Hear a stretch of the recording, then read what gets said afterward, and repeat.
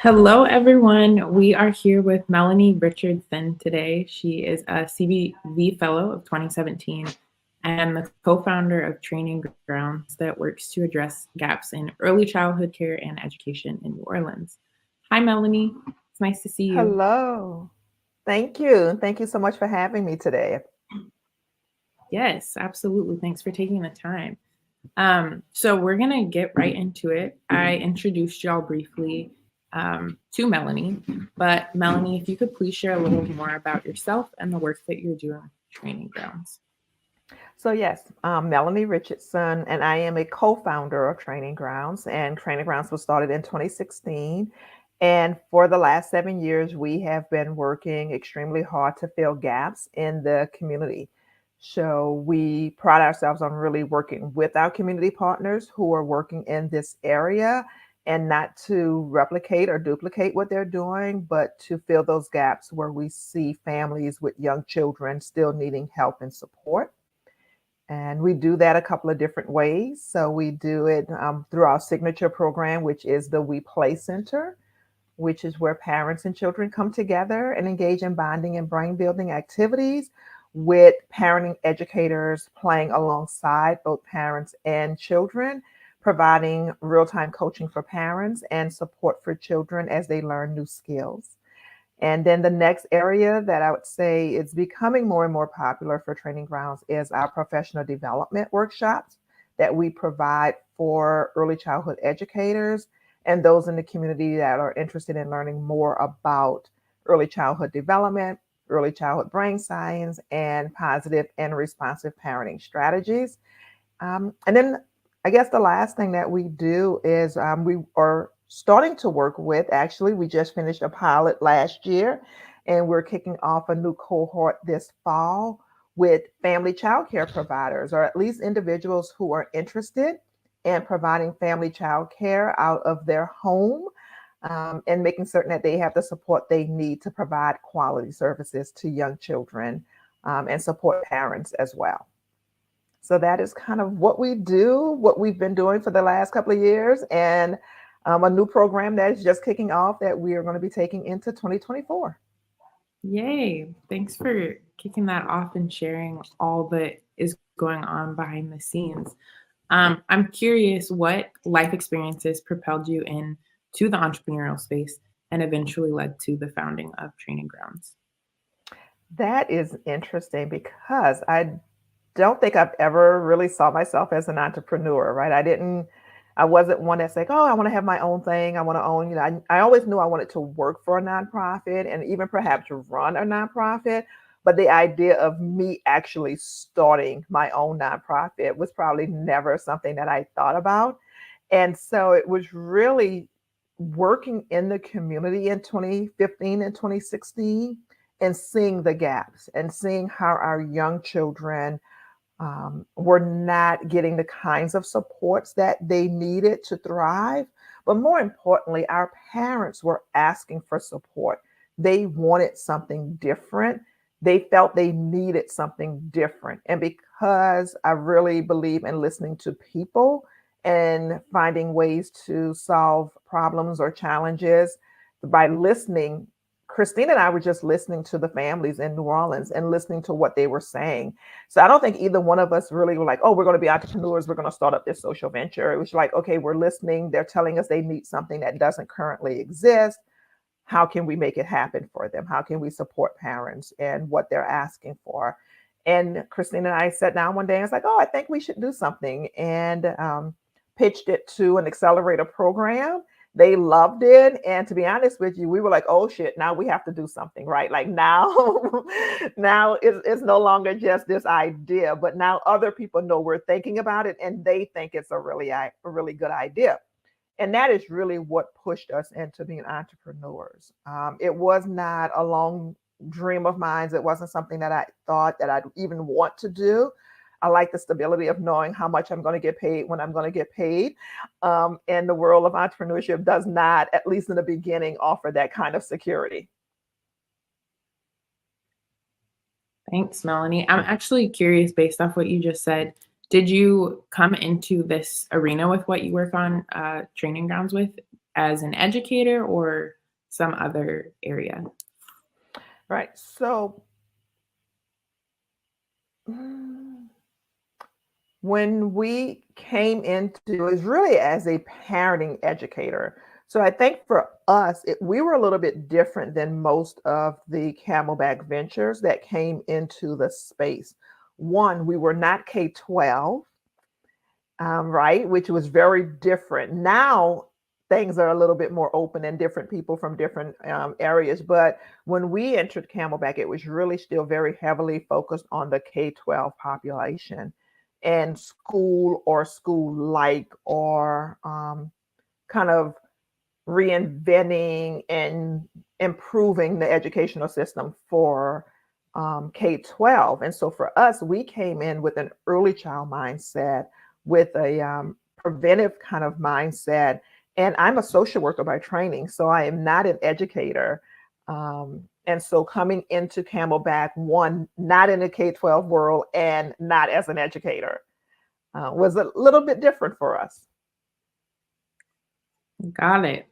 Thanks for sharing that. In line with that, actually, what has been the biggest challenge for you as a BIPOC founder, and how have you overcome those challenges?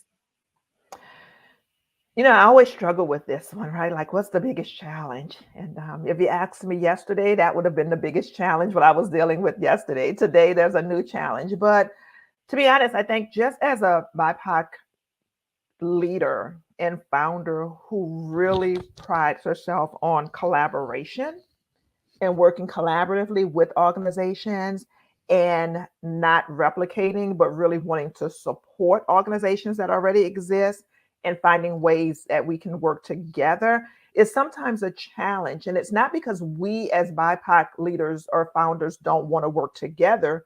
We want to work together. We understand we're working with a lot of the same families and the same populations, just providing different services.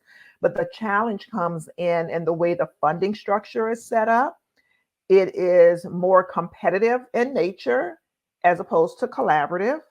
And so it leads, I guess, individuals or different leaders feeling like they have to protect their silo as we're trying to all secure funding, knowing that our funding opportunities are limited to begin with.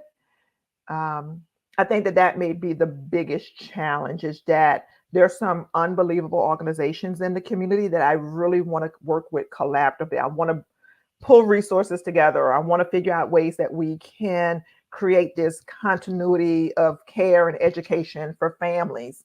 But the challenge sometimes is, how do we do that? Because that takes money, and very few funders want to fund that kind of collaborative, collective, real impact work. And so the way that I guess that we overcome it, or that we've been able to overcome it, is looking for ways that we can support each other through whatever grants that we receive. So if we want to work with a community partner, then how do we write them into our grants and into our opportunities? And to figure out ways that we can, if we want to share a social media person, like, okay, so you pay half and I pay half. I'll find my funding, you find your funding, but we're going to work together to pay this one person a full-time job to be able to support both of our programs. So I think just kind of continuing to be creative in how we approach working collaboratively together and working to really think about funding and opportunities a little bit differently. Thanks for sharing that. I actually love the challenge that you touched on, and how you've overcome it, how it gets into like the essence of being an entrepreneur, of being like innovative and creative. What advice would you share with your younger self, being where you are now, as a founder? Oh my goodness. If I had to go back and talk to myself, I would say, Melanie, network, network, network. Like, even though I didn't think I would ever be an entrepreneur, or that I would be relying on individual donors, or that I would be, I would say definitely there were individuals and situations I've been in over the years that I could have continued to foster and develop, that could have probably served me well as an entrepreneur and as someone that has to rely on funding from others to support the work that I do as a nonprofit organization. So I would say one, really foster relationships and develop those relationships over the years. The other thing I would say would be prepared. Like, we're at a point 7 years into this that I don't think that my co-founder and I thought we would be. And so, like, I would say, knowing who you are, Melanie, that this is not going to be a We Play Center in New Orleans, just one off, right? This is not just like your mindset and approach isn't built that way. So prepare yourself for it, right? Like, we came into it very innocently because we weren't entrepreneurs. We were just, oh, there's a need, let's do this. I would go back and tell myself, okay, you are an entrepreneur, and be prepared for where this world and this opportunity will take you. I love that. I absolutely love that. How has the Camelback Fellowship supported your growth as a founder? Oh man, I mean, Camelback has been so supportive. Um, just even from the beginning, really, I would say when we started with Camelback, once again, I really stress we were not entrepreneurs. That is not why we came in. That is not what we thought we were signing up for. And they really helped me to see myself as an entrepreneur, but not just as an entrepreneur, but as a Black female entrepreneur, and to look at how I engage and how I am building and connecting and making relationships, or it's not only impacting me, but it's going to impact all of the other Camelback fellows that come behind us, right? Like, this is an opportunity to kind of set that stage so that others can shine as well. So I think that one, it showed me that my thoughts of being a collaborative partner made sense, because that is really what Camelback was doing when they put us all in that house in Oakland together, right? Like, they were showing us, how do we come together? What is it that we can do together? The power that we have, even though we may all be doing something different, we do have collective power, and we can bring that to the forefront. So I think that they have definitely helped me to become more of a collective leader and to approach leadership in a collective way. And then I would just say, putting us in the right places, right? Remember, I said one of the things I would tell my younger self is make connections, foster those relationships. And Camelback gave me an opportunity to do that over the last couple of years, because they were constantly looking for ways to put TrainingGrounds in the forefront, along with other organizations, so that we could make connections, so we can make relationships, build relationships. And we have been able to connect with some individuals and keep those relationships going, even when they've not given us funding, right? Because it's not always about just the funding. It's about the networking. It's about the thought partner. It's about exposure. And so the relationships we've been able to make as a result of being a part of Camelback has just brought my experience as a leader, and has allowed me to develop relationships with individuals that I would have maybe never crossed their path otherwise. Thank you. Thank you. I actually want to pull out something that you just touched on, where you were talking about the ones that come behind you in Camelback, but talking more specifically about your legacy. How do you hope your venture changes the world for the better?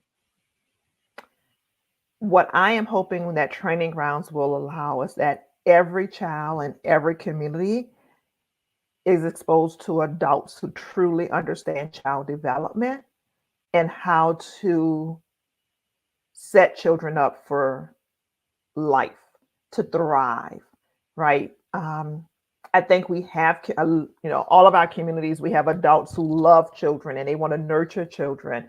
But I want to make certain that every child has access to an adult who truly understands child development, who understands developmental milestones, who understand what to expect from children and how to get the most out of children in a developmentally appropriate way. Because I think that if we can set our children up during those first 5 years, we know 90% of the brain is developed by age 5. If we can get that those first 5 years, solid foundation with understanding adults who can help you thrive, we're setting the trajectory to just be unbelievable, right? The impossible will become possible in all of our communities. Thanks for touching on that. I could feel the like passion and why you do this work in your voice. Um, when you think about the work you're doing with Training Grounds and the future you're hoping to create, and going back to how you never saw yourself as an entrepreneur, how would you define entrepreneurship? Oh my goodness. I think just innovative, right? Just thinking outside the box, solution oriented, um, and an unwavering commitment to make it happen, right? I think that that is the one thing, because I've known many who have tipped their toes into entrepreneurship, right? But it's having that unwavering commitment and dedication to say that I will stick this out and we will make it happen through the high highs and the low lows. We will make this happen. And I think for social entrepreneurs, it's even more important, right? Because it doesn't come with necessarily the financial rewards or the recognition. And so it could become extremely overwhelming when funders are telling you no, or families just aren't showing up the way that you want them to show up to participate. Um, those are moments where you could really start to doubt yourself and quit. But I think with social entrepreneurship, it is defined by that unwavering commitment. Speaking on that, what is next in 2023 and beyond? Oh my goodness. So in 2023, we are finally opening up a second We Play Center in the greater New Orleans community. We are super excited about that, and that will happen sometime in November and December. So we're planning. And the goal is that in 2024, we will look to open up additional We Play centers, not just in the greater New Orleans community, but perhaps throughout our state as well. So we're in some early conversations there. We're growing. We're growing. You know, we're at a staff of 10 full-time employees, which is unreal. I remember when it was just Christine and I doing everything. But now we have a team of unbelievable parenting educators and family navigators that are supporting families in unbelievable ways. And I think just really the scaling, that's where we are right now, is how do we scale? How do we bring what we've done here for the last 7 years to other communities? And also continue to make certain that we reach families in the New Orleans area, right? Babies are born every day, which means that there's an opportunity for some new family every day to learn about what we do and how we can support them. So I think that that's kind of where we are, really at a point where we're talking about scaling. We are looking to continue to grow our staff. Yeah, those are some exciting times, and continue to look for partnerships. Right, we're constantly looking for organizations that we can partner with to ensure that families are getting the support they need during those first 5 years of their parenting journey. Beautiful. And I know you have like a new initiative or a new scope of your work. Do you want to touch on that a little bit? Right. So we have been this year really focusing on family, friends, and neighbor care, which is actually the largest type of care. More children are being cared for by a family, friend, or neighbor than they are being cared for in type 3 centers. And so how do we support those family, friends, and neighbors? And so Training Grounds has definitely started to work with some national organizations to do just an awareness campaign. So if anybody's been following us on social media, you see a lot more posts about family, friends, and neighbors, and just really wanting to bring awareness that that is a form of care and a form of early childhood education. And how do we support those individuals, the grandmothers, the aunts, the neighbors that have been doing this work for years, right? It was how we started to care for children, when you had neighbors that were watching while parents went to work. And so we want to just support those families. And so through our FFN or family, friend, and neighbor media campaign is one way to bring awareness. But with our Home Field Advantage program, which is a program designed to support individuals who want to open up their own family childcare centers out of their homes. Right. So if you're caring for two children already, how do we turn that into a business? How do we turn that into an opportunity for you to grow your business, market your business, increase the number of children, and provide quality childcare to children? A lot of parents prefer smaller settings. There are some parents that love the type 3 traditional centers, and we encourage that. But then there are families that may want a smaller setting. So how do we ensure that those smaller settings, those family child care centers, are meeting the standards and are providing quality care? And the way that we do that is by supporting them through our Home Field Advantage fellowship program. Thanks for touching on that and giving a little taste of it. Yeah, it's actually interesting when I think about all the little ones in my life. They're not in type 3, the traditional centers. So you touched on this briefly, the journey of high highs and low lows. But what are some ways you practice self-care, especially during the low points? I'm working on that. And I guess for me, I try to stay just kind of even keel. I just try to like not get too high and not get too low, and just realize that this is part of that entrepreneur journey.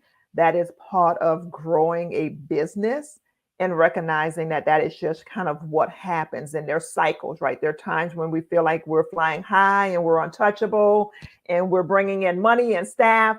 And then there's times when it's like, oh my God, we hadn't gotten a grant and I don't know how long. Where's the next contract?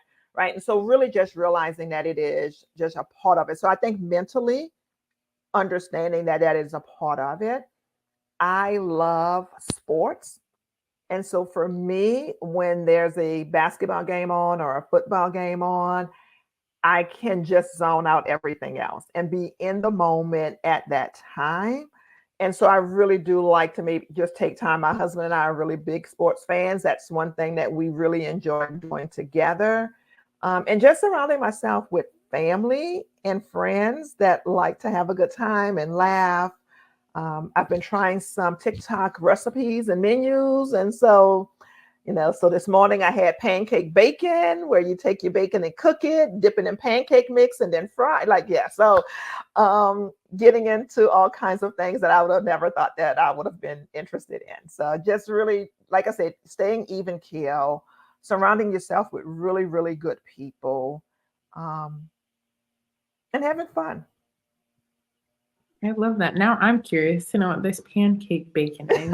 I love You that. have to try it. I love pancakes and I love bacon. Same. And so exactly. So I was like, okay, that's like, so yeah, you cook your bacon and then you put it in the pancake batter, and then so you kind of have like bacon in between two pancakes.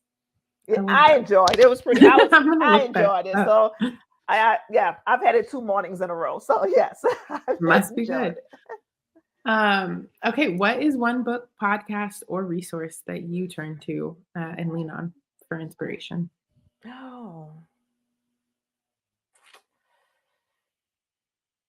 I have been, and this is kind of an interesting one that I'm listening to right now. Be Water by Bruce Lee's daughter. So Bruce Lee, has a lot of different philosophical kinds of things and motivational quotes, and just his kind of approach to his art. And so Be Water is kind of one of his sayings that actually I was introduced to by my son, who is a big Bruce Lee fan. And his daughter, Bruce Lee, because of his perfection, never really ever finished any of the books that he started, because they were never good enough to actually publish.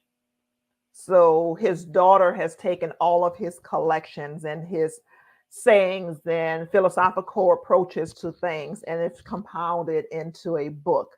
And so I've been listening to that one lately because I think in this day and time, I think that with being a nonprofit leader, it is important to be water, which means to be fluid, to be able to, kind of move with the needs of the families, to be able to shift quickly when things happen. And so for me, that has been kind of the my book that I'm kind of going to right now, and just kind of getting those kinds of ideas as because of the highs and lows in nonprofits for me, I'm just kind of, like I said, I always want to kind of be even keel. And I think having the idea of this be water, be fluid, be prepared for what comes your way just helps me with kind of being prepared, as we don't know what the political landscape is going to be like, right? We're going through elections as a state. We're going to be going through elections as a country. Funding was really good for some of us in 2020, and we're still trying to figure out what's going to happen, move. And so for me, I thought that this was a perfect time to really focus in on that whole concept of be water, be fluid, and be prepared. And realize that you can, and that without changing who you are, without giving into what others want. So it's not just kind of saying adapt, because water doesn't adapt, right? We saw that through Katrina. Water comes through and it just pushes everything in it out of its way, and not letting anything stop it from the direction that it wants to go in. So when I say be water and be fluid, it doesn't mean just kind of change with the wind. And I think at this time, that's an approach that we have to figure out. How do we take that concept and push through where we're trying to go? And sometimes they may have to look differently, especially as we go through this political landscape. I love that. That's beautiful. Thanks for that reminder too. As we wrap up, what's a way that people can connect with you to learn more? Right. So we are on social media. We're on Instagram, Twitter, and Facebook at MyTG So MYTG NOLA. You can definitely follow us. Please do. And you can visit our website at www.mytraininggrounds.org. So mytraininggrounds.org. And my email, I'm always looking for individuals who want to learn more about us, collaborate with us. And I can be reached at melanie@mytraininggrounds.org. Thank you, Melanie, for the time and the energy and the wisdom shared today. And thanks y'all for watching. Thank you.